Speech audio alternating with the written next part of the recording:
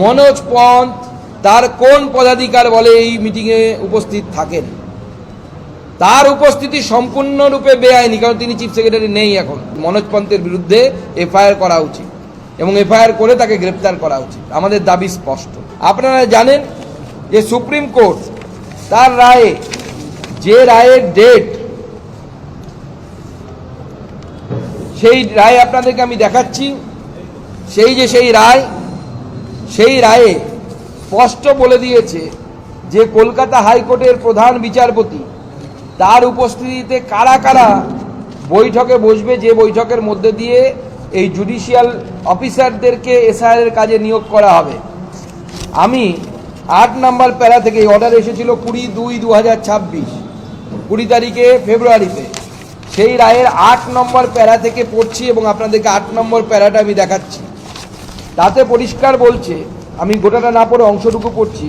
We direct the chief electoral officer along with one authorized senior officer of ECI, Chief Secretary, Director General of Police of the State Government, and in presence of Learned Advocate General of the State and the Learned Additional Solicitor General in Calcutta High Court, to hold a meeting with Honorable Chief Justice tomorrow, that is 21st February 2026।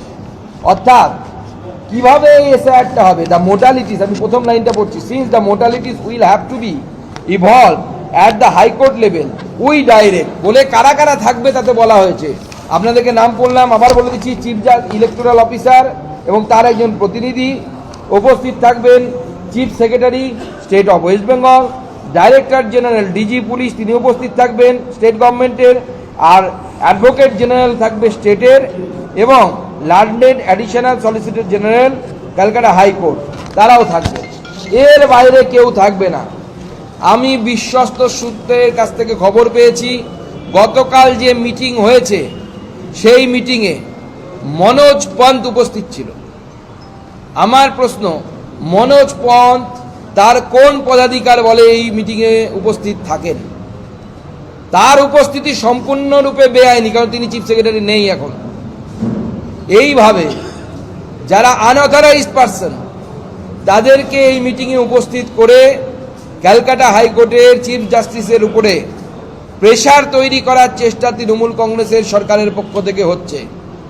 এবং আমি মহামান্য supreme কোর্টকে আপনাদের মাধ্যমে আবেদন জানাবো পুরো বিষয়টি তদন্ত করে দেখতে। যদি সুপ্রিম কোর্টের ঠিক করে দেওয়ার সূচি, যে সূচি আপনাদের সামনে আমি পড়ে দেখালাম, ছবি দেখাচ্ছি, এই সূচির বাইরে অন্য অফিসাররা মিটিংয়ে অংশগ্রহণ করে থাকেন, তাহলে তাদের বিরুদ্ধে ক্রিমিনাল অফেন্স হিসেবে গণ্য করে তাদের বিরুদ্ধে ব্যবস্থা করা উচিত সুপ্রিম কোর্টের, এবং এফআইআর করা উচিত। মনোজ পন্থের বিরুদ্ধে এফআইআর করা উচিত এবং এফআইআর করে তাকে গ্রেপ্তার করা উচিত। আমাদের দাবি স্পষ্ট। এইভাবে চলতে পারে না। মামার বাড়ি নয়, পশ্চিমবঙ্গটা মামার বাড়ি হতে পারে ওই উগ্রপন্থীদের জন্য, যারা বলছে যে আমার পরিবার আমরা তৃণমূল করি, যাদেরকে ধরেছি 6-7 জনকে, তাদের মধ্যে থেকে একজন, তাদের মামার বাড়ি হতে পারে।